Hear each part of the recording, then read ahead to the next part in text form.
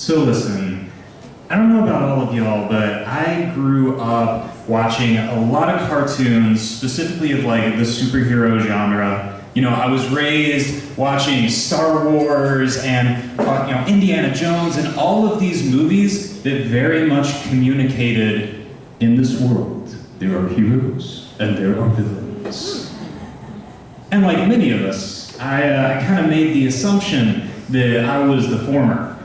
In particular, I very much saw myself as like, oh, Spider-Man is the person who I can really identify with, you know, allured, oppressed by the higher athletic classes. Shunned, and yet at the same time heroic and valorous in nature. That's very much how I perceived myself. And so, I walked around my high school very much with that attitude.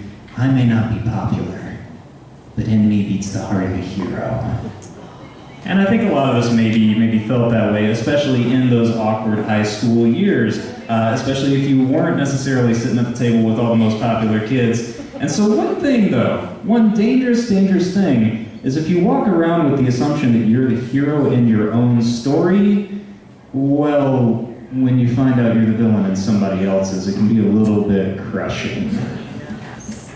So in my Algebra 2 class, when I was a sophomore in high school, I sat next to this girl named Lisa Lassiter, and Lisa was pretty cool, really, by all standards. She was an exceptional athlete, amazing on the soccer field. I knew because a wayward ball kicked by Lisa had once smacked me in the face in 8th grade, so I knew this girl had the legs of a mule. Like, you know, absolutely, my lip was only bloody for a week, like, it was fine. But I was sitting next to Lisa in my Algebra 2 class. And one thing, Lisa had kind of hit that age where like raw smarts weren't quite enough. Like she would hit the books constantly. And like, all right, if I'm gonna perform at this top of this class, I have to be hitting the books always. I'm gonna do every single homework assignment. I'm gonna read ahead of the chapters. Like we're talking stock overachiever.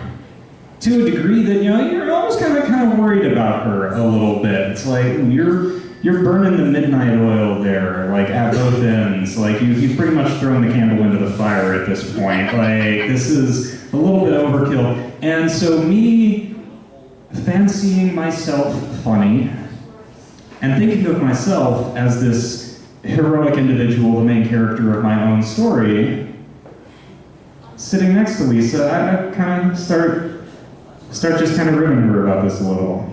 Like, you know, oh, hey, you got the answer right. How late did you stay up studying for that one? Like, you know, just things like this that, in retrospect, I look back now and realize, oh, that was not so good. When her hand would shoot up on every question, I would just kind of shoot her a glance, be like, really? Really? We're doing this? Really?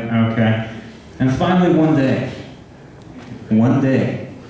I got called to the principal's office. Now, normally when I tell stories, I change people's names around, but in this particular case, our principal was actually named Doc Martin. No.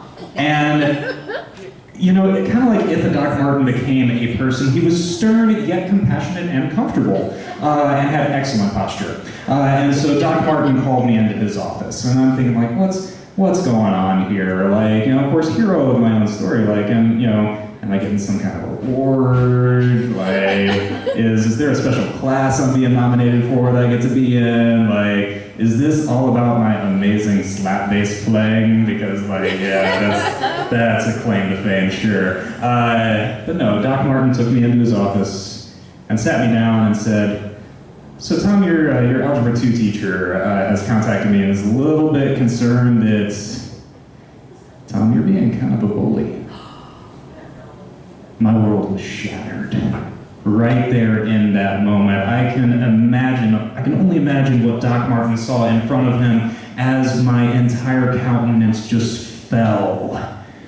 Because here I had been thinking that I was Peter Parker, when in reality I was the Green Goblin. I had been thinking of myself as Batman, when in reality I was the Joker. I had been thinking of myself as Tony Stark, when in reality I was Tony Stark, because he's his own worst enemy.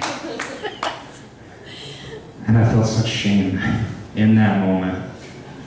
Because what I had thought had been kind of innocent ribbing was actually making one girl's life very miserable. And I don't think I've ever apologized for anything more sincerely than that in my life, than to go to her and say, Lisa, I'm sorry. And we still sat next to each other for the remainder of Algebra 2. And I think that second semester went a lot better. Developed a respect for each other, became good friends. Years later, lost touch in college, but at the same time, through the glory of social media, we all know it's water under the bridge. We're all living good lives now, the heroes of our own stories. Thanks, everybody.